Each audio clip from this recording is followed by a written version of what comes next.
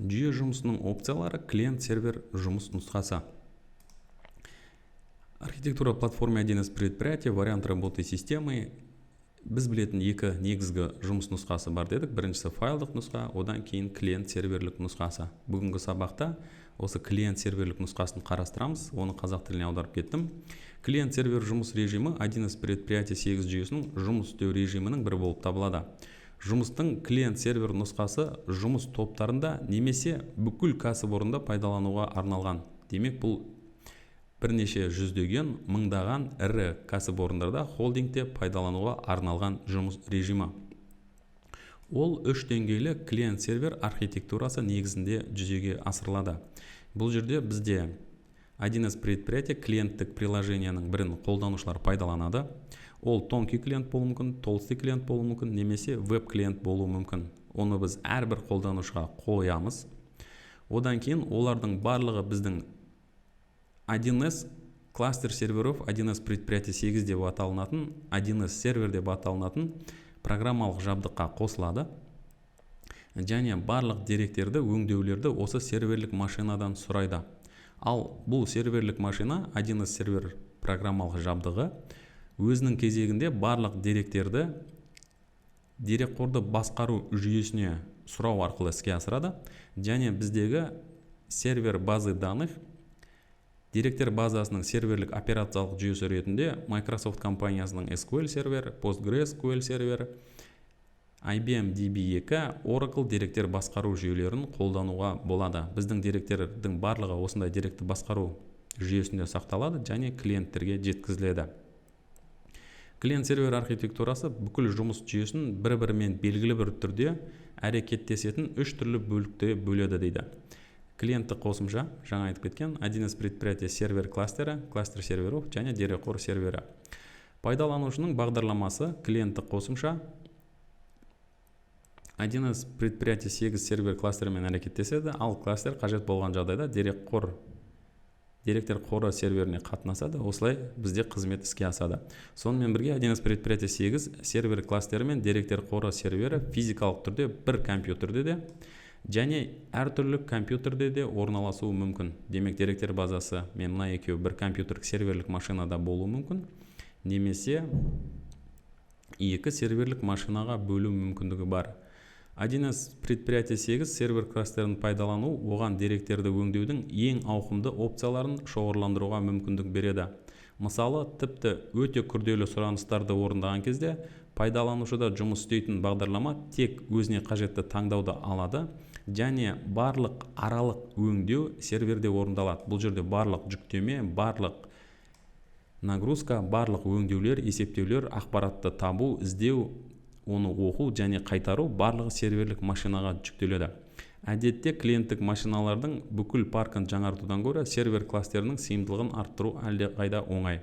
Демек, қолданушылардың әрқайсысына 1С предприятияны, 1С клиенттерін орнатқаннан гөрі бір өте қуатты серверлік машинаны алып, осы серверлік кластерлерінің сыйымдылығын, оның қуаттылығын арттыру әлдеқайда оңай болады дейді. Ал біздің қолданушылар ұзақтан қолданып, тек қана клиенттің көмегімен интерфейс ретінде тек қана қарым-қатынас жасауды осы серверлік машинамен іске асырған тиімді дейді. 3 деңгейлі архитектураны қолданудың тағы да бір маңызды аспектісі басқарудың қарапайымдылығы және инфобазаға пайдаланушының қолжетімділігін жеңілдету. Бұл опцияда пайдаланушы конфигурацияның немесе дерекқордың физикалық орнын білудің қажеті жоқ.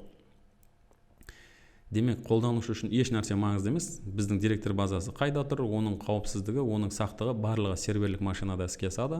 Барлық қол жеткізу 1С предприятие 8 серверлерінің кластері арқылы жүзеге асырылады. Инфобазаға кіру кезінде пайдаланушы тек кластер атауын және ақпараттық база атын көрсету керек. Ал жүйе сәйкесінше пайдаланушы аты мен құпия сөзді сұрайды. Қолданушы біздің деректер базасының атын және оның қай сервер кластерінде орнатылғанын білсе болды, біздің қосу мүмкіндігі оңай іске асады. Добавить, одан кейін добавить список существующей информационной базы.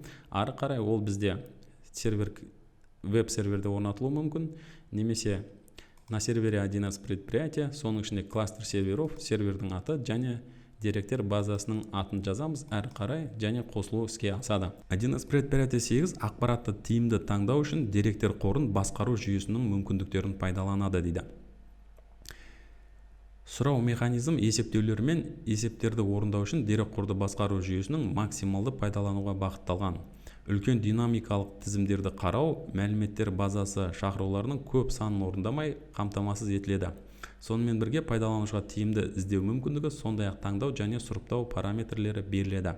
Клиент-сервер опциясын қолдану және оны басқару өте қарапайым. Мысалы, дерекқорды құру конфигураторы іске қосу кезінде тікелей орындалады. Файл нұсқасы сияқты депті. Мына жерде көрдіңіздер, бізде қосылу проблемасы болды. Бұл басқа мәселе.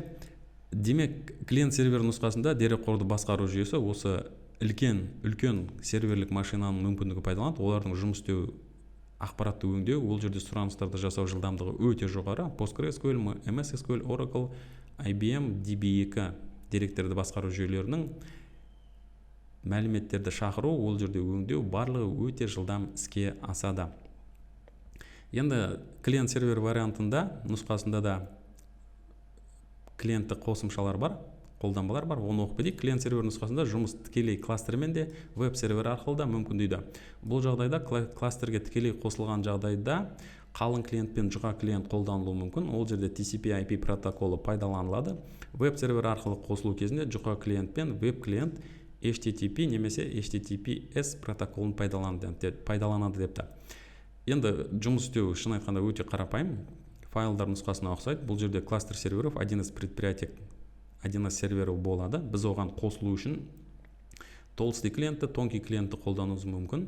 Бұл жағдайда TCP/IP протокол қолданады. Ал енді біз веб-клиент арқылы қосылатын болсақ, ол жерде арасында осы веб сұраныстарды жұмыс жасауына мүмкіндік беру үшін веб-сервер ұйымдастырылады. Ол жерде Apache немесе AES деп аталынатын веб-сервер қолданылады. Және біздің жауаптардың барлығы HTTPS протоколы арқылы беріледі. Мәліметтер базасының сервер базы данных деді. Деректер базасының сервері ретінде мына продуктілерді пайдалануға болады. Деректерді басқару жүйесі жаңа айтып кеткен 4 компанияның өнімдері. Бұлардың бағасы әрине қымбат. Тек PostgreSQL ғана бұл жерде ашық және тегін нұсқасы деп айтсақ болады. Және бұлардың деректерді өңдеу жылдамдығы өте жоғары. Және деректер базасы өте үлкен көлемде болса, мысалы 20 гигабайт, 30 гигабайт, 100 гигабайт немесе тіпті терабайт болатын болса, онда осы деректер базасын пайдалану керек. Сервер кластерін басқару деген екен, платформа мен әкімшіге кластердің құрамын, инфобазаларды және пайдаланушы қосылымын басқаруға мүмкіндік беретін әртүрлі құралдар жиынтығын қамтитын, ол бізде сервер кластеров. Және администратирование кластера серверов бұл жерде қалай іске асады, ол жерде қандай бағдарлама қолданылады, қандай утилита қолданылады, оның барлығын әрине басқа сабақта қарастыру керек. Серверде негізгі функцияларды орындау деген екен. Бұл жерде сервермен жаңағы біздің клиенттердің арасындағы ақпарат қалай алмасатыны туралы кішкене сурет және ақпарат берілген екен. Тек суретке тоқталайық. Бұл жерде қандай да бір клиенттік приложение, тонкий клиент, толстый клиент, веб клиент болады. Және олардың барлығы қандай да бір интерфейске қажетті ақпаратты, форманы, есепті, отчетты алу үшін сұрақ жібереді. Және бұл сұраныстың барлығы 1С сервер кластеріне түседі. Мынау сервер барлығын айтсақ, мына жерде сервер кластеров. Және сол сервер кластерде ол жерде көріп тұрғандарыңыздай әртүрлі формалар, есептер, командалық интерфейстің бар екенін көреміз. Сервер предприятие осы түскен сұраныстың барлығын өңдейді. Ол жердегі жаңағы функциялар, рөлдер және ол жердегі құқықтар барлығын қарастырады. Және біздің сервер осы жауаптың барлығын береді. Енді сервер жаңағы бұл жерде көптеген өңдеулерді, сұраныстарды барлығын өз іске асыратынын байқаймыз. Ал деректер базасының барлығы жаңағы дерекқордық басқару жүйесінде сақталады. Және сервер біздің тағы да олармен байланысты ұйымдастырады. Сондай-ақ бұл жерде клиентте ендірілген тілді пайдалану деген екен. 1С компаниясының 1С предприятиясының конфигурацияны, сондай-ақ деректер базасын басқаруға арналған кірістірілген программалық тілі бар, және ол орыс тілінде жазылады. ол жерде ағылшын тіліне, енді программалаудың бәрі ағылшын тілінде жасап, бұл жерде 1С компаниясының программалауы негізінде C++ тілінде жазылып басталған, және ол орыс тілінде жазылады. Жаңағы процедура, бұл жерде если, или деген сияқты функцияларды программалау тілдері қолданылады. Жалпы клиент-сервер нұсқасы бізге көріп отырғанымыздай ірі холдингтерде, кәсіпорындарда, үлкен деректер базасында, үлкен қолданушылар санында қолданылатын жұмыс режимі, жұмыс нұсқасы болып табылады. Бұл жерде оның әрқайсысын орнату, басқару